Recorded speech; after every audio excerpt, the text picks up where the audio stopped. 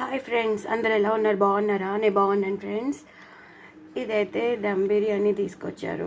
Actually నాకు ఒంట్లో బాగాలేదు, ఫుల్ దగ్గు జలుబు ఉంది, బాడీ పెయిన్స్, ఇంకా ఫీవరిష్గా కూడా ఉంది. సో నేను ఇవాళ ఏమీ చేయలేకపోయాను, కనీసం ఉల్లిపాయ ముక్కలు కూడా నేను తరగలేకపోయాను. సో వడియాలు చిప్స్ ఉంటే అవి నంచేసుకుంటాను. సో ఇది మీకు చూపిద్దామని.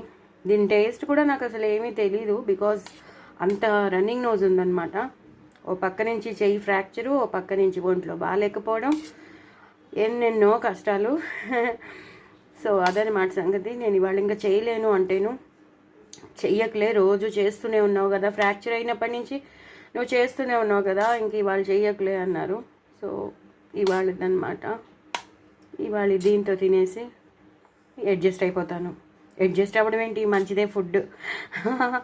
కానీ ఎంతైనా బాధ అనిపిస్తుంది, అరే ఒంట్లో బాగాలేదు చేయలేదు అని అనిపిస్తూ ఉంటుంది.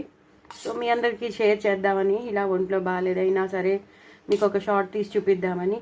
దమ్ బిర్యానీ నేను కనీసం రైతా కూడా వేసుకునే పరిస్థితిలో లేను, అంత ఇదిగా ఉంది. చాలా మాట్లాడడానికి కూడా రావట్లే, బట్ ఆల్సో ఒక షార్ట్ తీసి పంపిద్దామని. ఒంట్లో బాగాలేకపోయినా మనం ఎలా అడ్జస్ట్ అయిపోవాలో నేర్చుకుంటూ ఉంటాం కదా, సిచ్యువేషన్స్ బట్టి, కండిషన్స్ బట్టి మనం మారుతూ ఉంటాం, అంతే కదా.